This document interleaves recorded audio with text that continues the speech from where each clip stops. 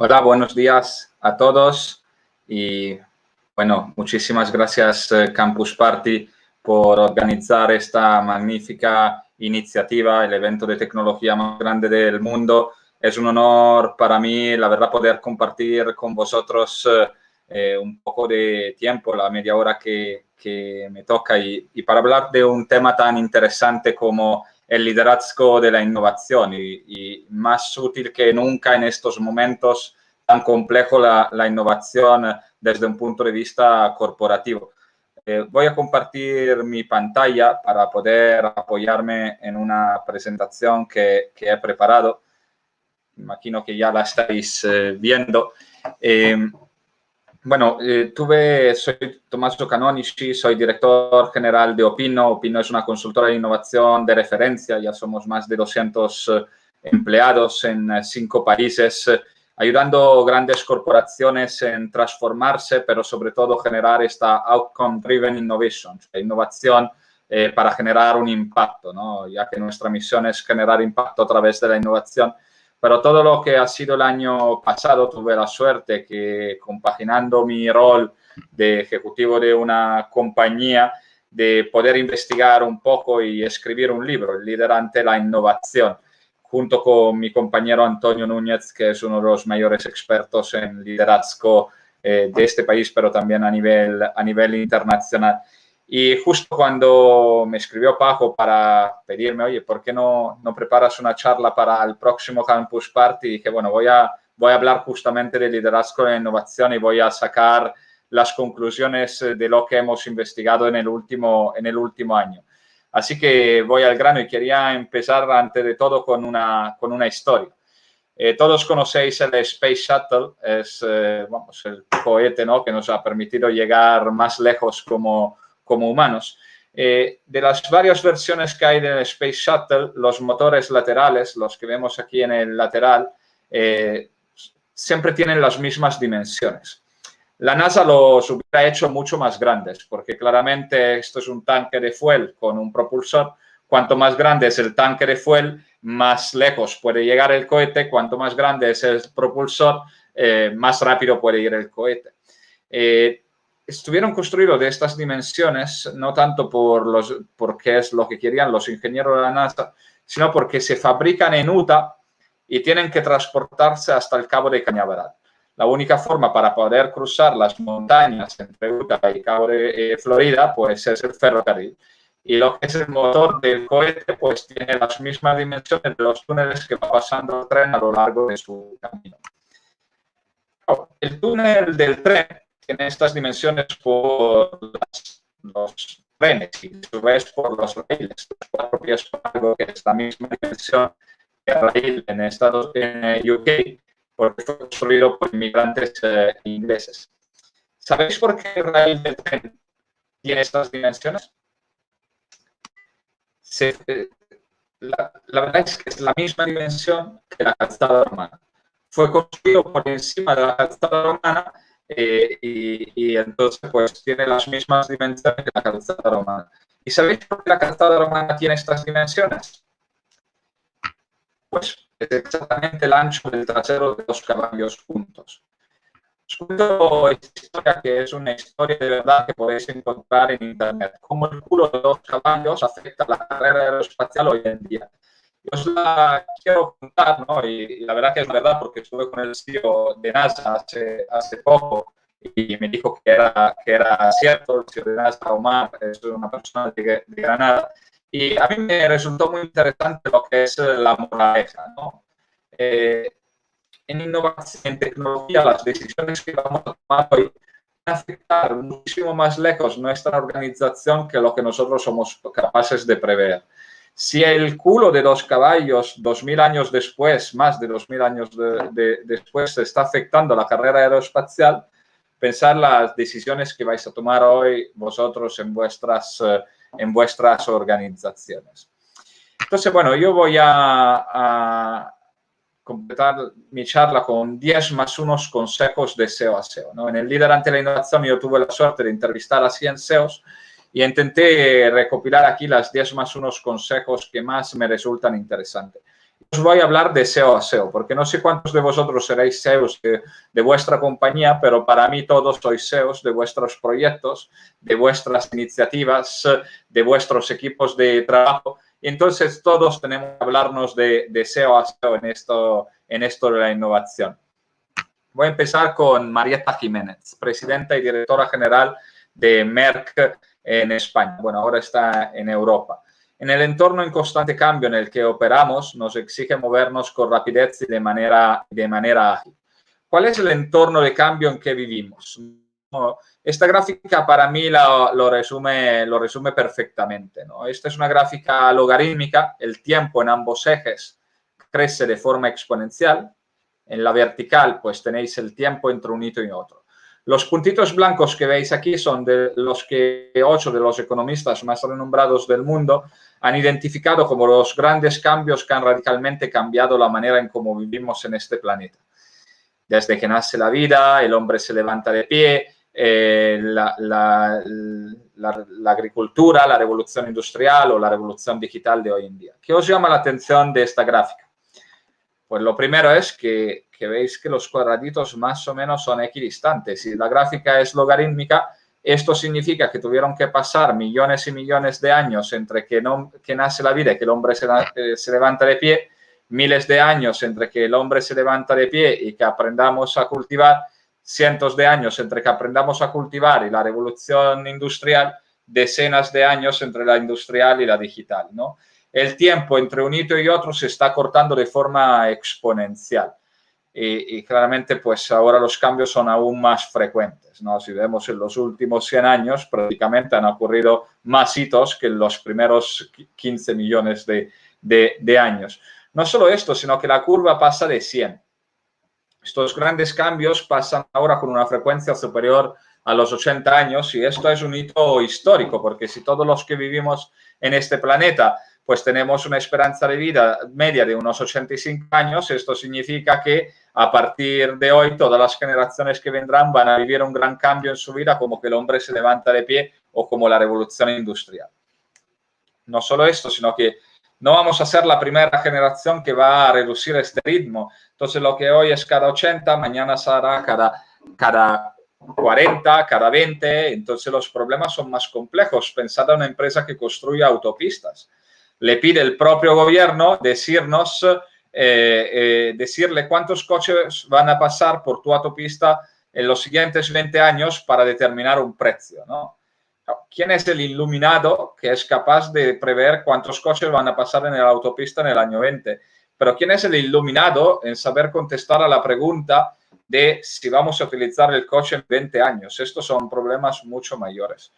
Jeremy Rifkin, un profesor de MIT, lo que estudió es que ocurre una revolución industrial cuando sustancialmente cambian 3 cosas.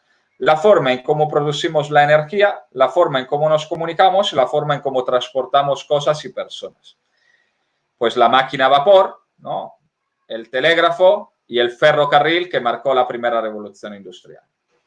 El motor a combustión, el teléfono analógico, el automóvil que marcó la segunda revolución industrial. Pero pensad hoy en día, ¿no? Hoy ya estamos en grid parity, ¿no? La energía renovable por fuentes renovables es más eficiente que por combustión. Ya nuestro router o nuestro módem no hace ruido al conectarse. El 99% de las comunicaciones humanas no face-to-face pasan a través de datos. Y estamos viendo ya los primeros aviones no tripulados, los primeros barcos no tripulados, los primeros autobuses, en algunas ciudades hasta coches, ¿no?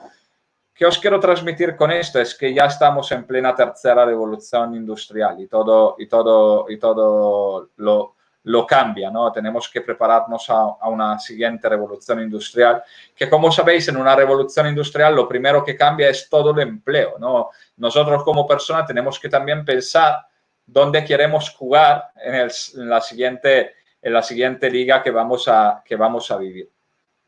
Tobias Martínez, CEO de Cellnex Telecom. ¿Hasta dónde te sea posible inspira en tu organización una actitud de emprendimiento?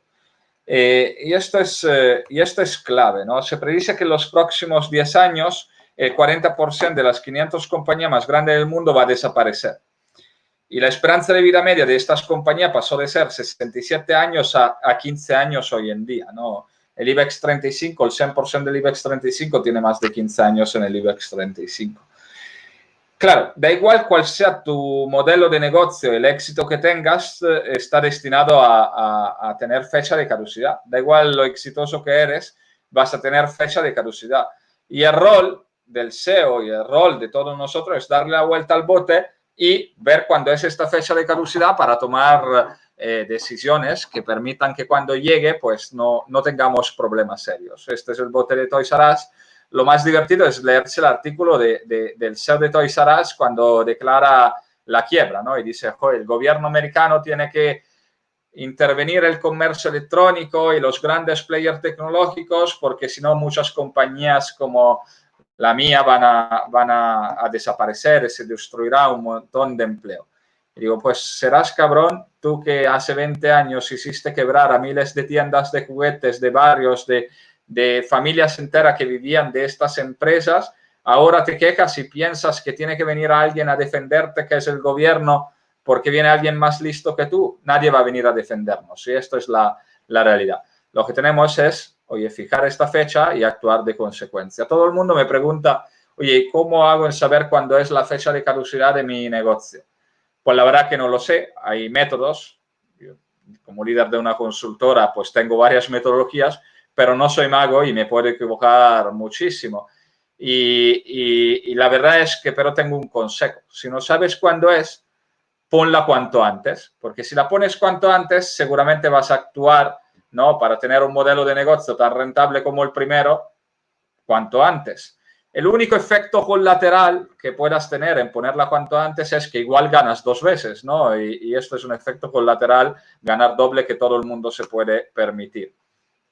César González Bueno, consejero delegado de ING para España y Portugal.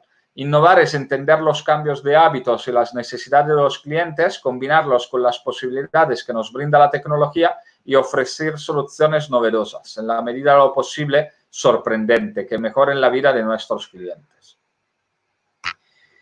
Pues, ¿qué está ocurriendo en el mundo de la innovación? Pues, por un lado están los emprendedores, ¿no? Como nosotros, que tienen una mirada distinta y que van a comerse una parte del pastel de sectores muy maduros. ¿Qué suelen hacer los emprendedores? Suelen hacer innovación disruptiva. Innovación disruptiva está muy mal explicado en muchos ambientes, ¿no? La innovación disruptiva no es mucha innovación, esta es la innovación radical. La innovación disruptiva, como nos habla su creador, Clayton Christensen, que además nos dejó hace pocos meses, lo que nos dice es 95% de los casos es innovación low cost, es innovación que entra por el espejo retrovisor, ¿no? ¿Qué hace el incumbente de un sector?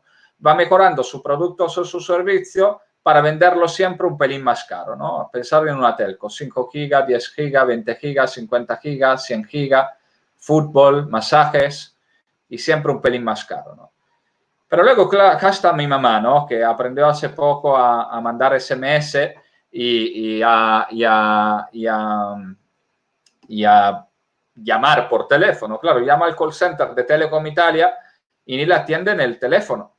Porque, claro, no es rentable, llama y le hace perder mucho tiempo. Y aquí nace Skype, ¿no? Que igual de vez en cuando se caía, no era tan fluida la comunicación. Pero claro, le valía a mi mamá para llamarme a mí, que estaba de Erasmus todo el día. Claro, luego esta trayectoria es solo cuestión de tiempo o de dinero, ¿no? Y ahora Skype es el servicio de telefonía más utilizado al mundo en tema de llamadas internacionales, que es el segmento más rentable de una telco. Y claro, de estos puedo hacer cientos de ejemplos, ¿no? Por ejemplo, pues Airbnb, ¿no? Era el servicio low cost para viajar. Ahora, pues casi es de lujo. O Uber y Cabify era el servicio low cost para las personas que no podían permitirse un taxi. Ahora, pues son el servicio de lujo, ¿no? Y esto es un poco lo que ocurre. Pero esto es un sándwich, ¿no? Que al final lo que nosotros somos el incumbente, ¿no? Y las startups son el pan de abajo. Pero luego está un pan de arriba, ¿no? Que es el pan que aplasta. Y estas son las grandes tecnológicas. que claro, cuando tienen una obligación legal que es crecer, decimos, aportar valor para sus accionistas, y tienen un 90% de cuota de mercado en su sector. ¿Qué haríais vosotros para crecer? ¿Seguir para el 91 o ir a buscar nuevos sectores? Pues es lógico, van a buscar nuevos sectores. Y claro, cuando estos se meten, pues se meten con mucha fuerza, además buscando un 90% de cuota de mercado. Este es el caso de Alibaba, ¿no? En el 2004 se dio cuenta que no quería pagar por un servicio de pago. Crea Alipay. Es el servicio de pago más utilizado al mundo. En el 2011 se dio cuenta que sus clientes no solo necesitaban pagar, sino que necesitaban servicios financieros complejos, préstamos, seguros. Crea Ant Financial, el banco de Alibaba.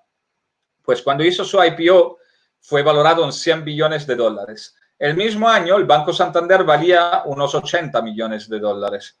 Claro, Santander, el banco más grande de Europa, para llegar allí tardó 180 años. Estos tardaron 4 años. Estos son los múltiplos que manejan las empresas tecnológicas. O innovamos o morimos.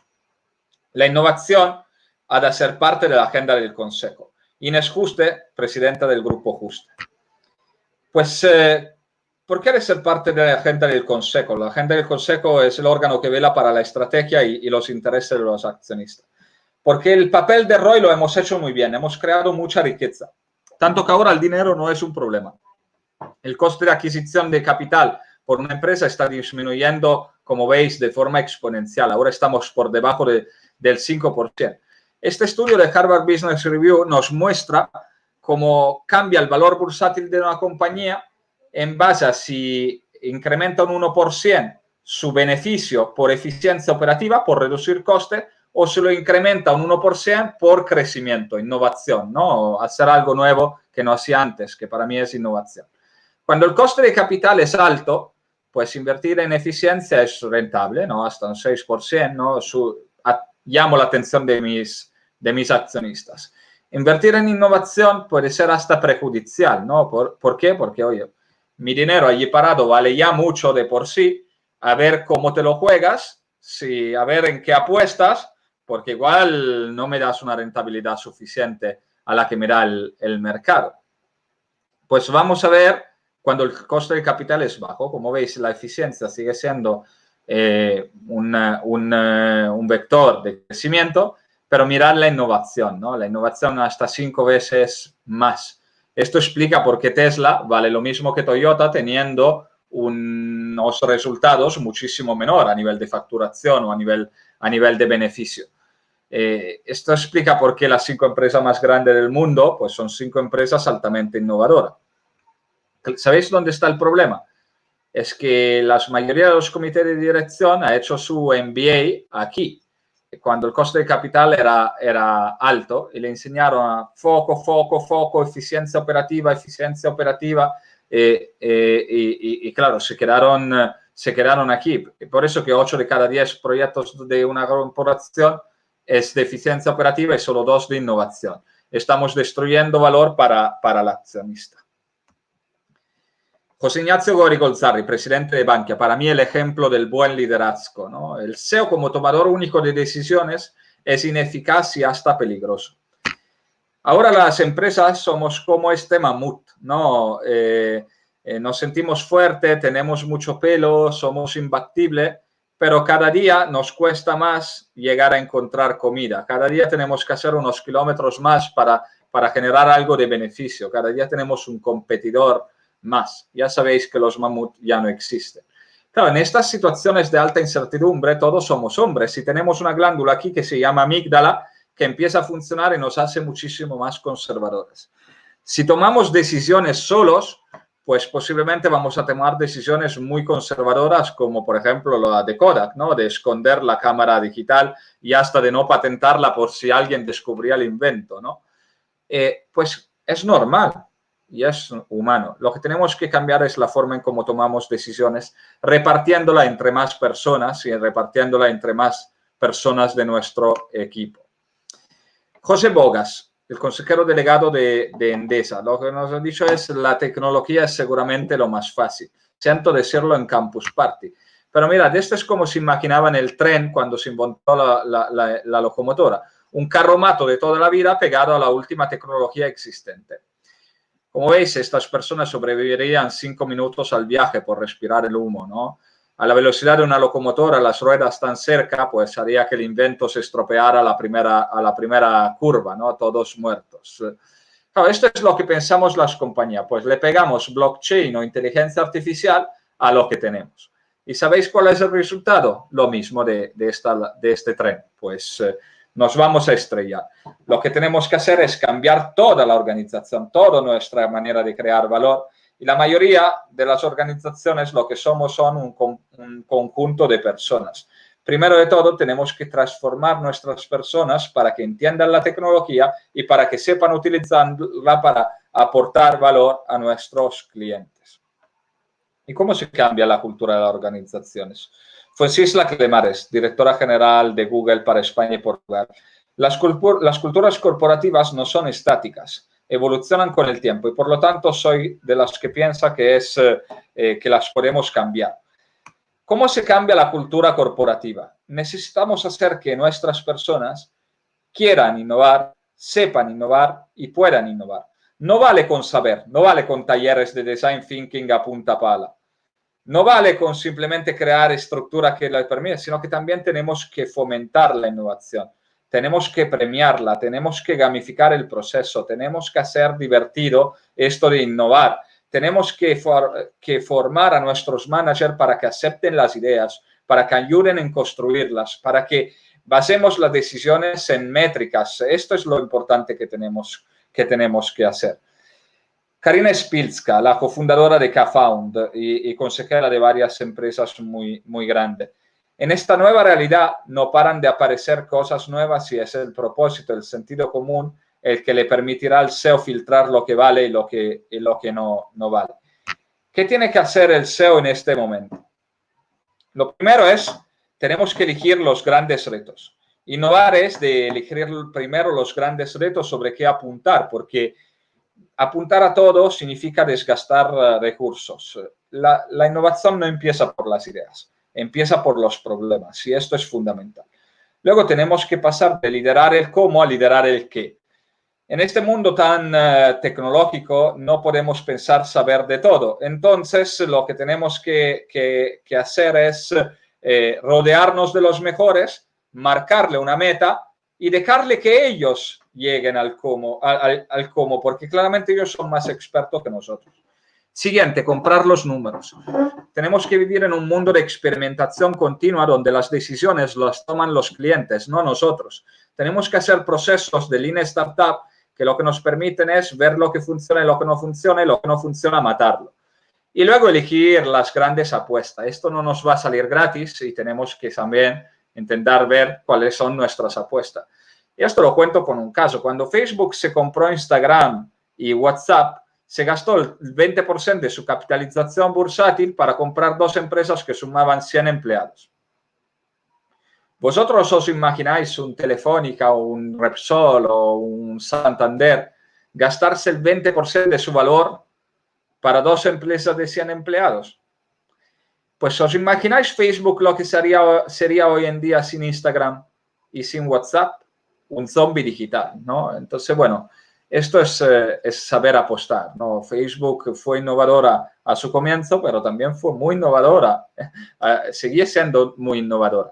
¿Y qué es una empresa innovadora? No, bueno, Iñaki Reño nos dice, es crucial crear un destino al que ir y facilitar un camino al que llegar. Es necesario dar ejemplo, establecer un plan y asegurarte que todo el mundo se suba. ¿Y cuál es este plan de innovación? ¿Qué es una empresa innovadora? Para nosotros, para mí, para Opino, una empresa innovadora tiene 4 características fundamentales de la diferencia de una empresa tradicional. La primera es que una empresa innovadora se entera de lo que ocurre ante los demás y trabaja en ecosistema, trabaja en plataforma, colabora con el ecosistema de emprendimiento, no reinventa la rueda, sino que se alía con los nuevos players. La Open Innovation, ¿no? en el sentido grande. La siguiente característica que tiene una empresa innovadora es la Customer Centricity. No hago lo que mis jefes me piden, sino que lo que mis clientes me piden. Design Thinking. ¿no? Poner el cliente en el centro. Siguiente característica de una empresa innovadora es que una empresa innovadora entre una idea y un prototipo pasan 3 meses, no 3 años. La agilidad, Lean Startup, Agile Methodology, cambiar la manera en cómo trabajamos y en cómo tomamos decisiones. Y luego lo siguiente es que en una empresa innovadora todo el mundo innova, todo el mundo tiene esta cultura de venir al trabajo pensando qué puedo hacer hoy mejor que ayer. Y esto es un poco lo que tenemos que crear, fomentar en nuestras organizaciones. Voy a concluir con Pedro Miró, ex consejero delegado de Cepsa. Para cambiar e innovar hace falta entusiasmar a la gente y que todos vengamos aquí con ganas, crear un club de entusiastas. El CEO, ¿no? El líder innovador en estos tiempos de incertidumbre, nosotros lo describimos como un astronauta. Además, vengo del main stage de hacerle una pregunta a Pedro Duque, ¿no? ¿Por qué como un astronauta? Porque los astronautas son ambiciosos, visionarios, curiosos, arriesgados, atrevidos. Son los únicos que tienen una visión de la Tierra desde una perspectiva global, ¿no? Son los únicos que nos ven desde tan lejos. Pero al mismo tiempo, estos CEOs astronautas parecen estar muy alejados, pero están en continua comunicación con sus equipos y sobre todo necesitan de sus equipos para volver a tierra. Quiero terminar con esta frase que para mí significa mucho porque soy italiano y me acompaña desde hace mucho tiempo, ¿no? Es la frase de un inmigrante anónimo italiano que salió de Italia durante el hambre del posguerra para llegar a Estados Unidos. Y lo que dijo es, salí hacia Estados Unidos pensando que cuando iba a llegar me iba a encontrar con carreteras de oro. Pero cuando llegué, no solo me di cuenta que las carreteras no eran de oro, sino que no había carreteras y que me esperaban a mí para construirlas. Nosotros, los innovadores, somos un poco como estos obreros italianos, ¿no? Todo el mundo piensa que estamos aquí para divertirnos, para mover post-it, para hacer entrevistas con clientes, para experimentar con tecnologías muy novedosas, para leer las mayores fricadas, y nos miran con recelo, ¿no? Nos miran casi mal, pero no hay innovación sin delivery, ¿no? Tenemos que ser como estos obreros italianos que al final lo que estamos construyendo son las carreteras del futuro de nuestras organizaciones. Así que nada, os invito a todos a luchar para que realmente la innovación sea el pilar estratégico sobre lo que se basa todas las organizaciones de hoy. Muchísimas gracias.